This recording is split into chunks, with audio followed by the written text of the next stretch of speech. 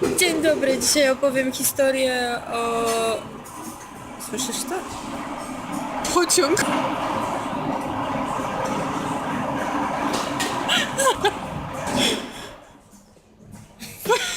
Witamy w kolejnym odcinku Hot or Not. Jak oceniasz nas w skali od 1 do 10?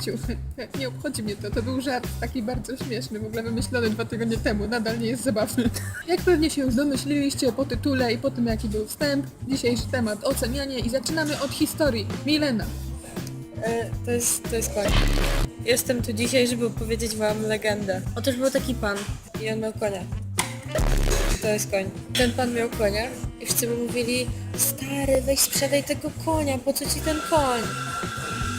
A on powiedział: nie, ja nie sprzedam konia, on jest moim koniem, nie sprzedam go. No i pewnego dnia ten koń mu uciekł. No i wszyscy mówili: było sprzedać tego konia, coś ty zrobił, teraz nie masz konia.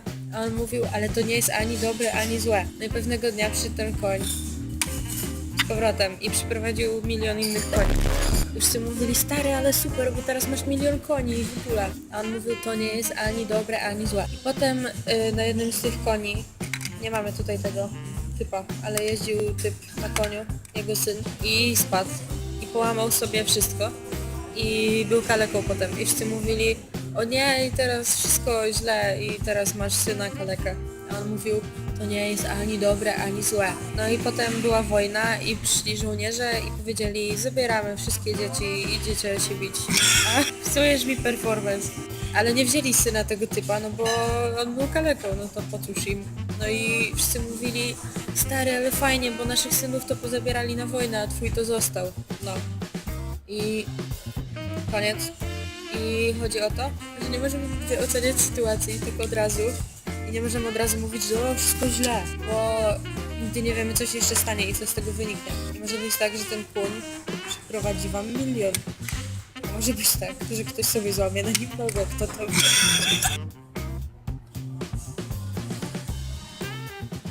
Wiadomo, że nie jest łatwo od razu przestawić się, żeby nie oceniać negatywnie danej sytuacji. Tym bardziej, że skoro nie widzimy, to wydaje nam się, że wiemy lepiej, nie? Ale warto jest na początku spróbować przestawić się na pozytywny odbiór danej sytuacji, bo wtedy przynajmniej nie hodujemy w sobie negatywnych emocji, nie? Więc jak coś się dzieje, zamiast myśleć od razu: o nie, to pomyśl, jaki może być pozytywny skutek tej sytuacji, albo czegoś się z tego nauczyłeś, nie? Z niego. Ja coraz mniej mówię, a matura. Najlepiej jest patrzeć neutralnie, bo wtedy żyje się najłatwiej, bo nie nosisz w sobie tyle negatywnych, intensywnych emocji na temat danej sytuacji, tylko po prostu wiesz, że coś się dzieje, to się stało i już się nie odstanie, więc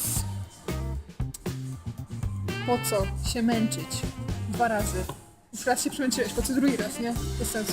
Jeżeli nie potrafisz od razu przestawić się na neutralne myślenie, to możesz najpierw zacząć myśleć po prostu pozytywnie.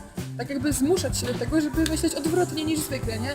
Zamiast myśleć, że dana sytuacja jest beznadziejna, zaczynasz myśleć, że może z niej coś pozytywnego wyniknie, albo czegoś się nauczysz. I nie dość, że ty mniej emocji negatywnych w sobie nosisz, to jeszcze pozwalać żyć. Ty nosić sobie mniej negatywnych emocji, ty pozwalać żyć innym. Lizać penis.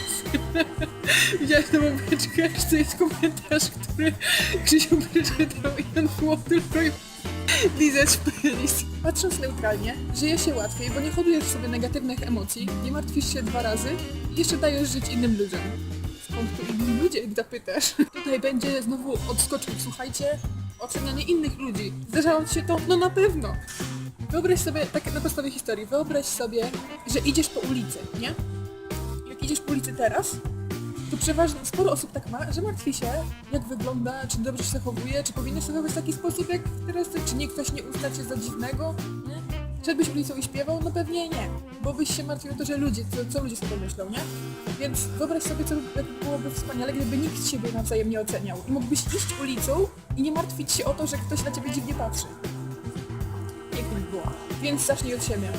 Że był taki post na Tumblrze, że jakaś laska pisała, że ona się kiedyś bardzo przejmowała ludźmi, do momentu, kiedy musiała jakiegoś tam ileś tam metrowego wunsza przewieźć autobusem gdzieś tam i nikt go nie zauważył.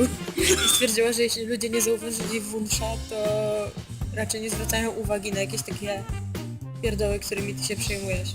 Nie oceniaj mnie. Dobra. No, to gitara nara.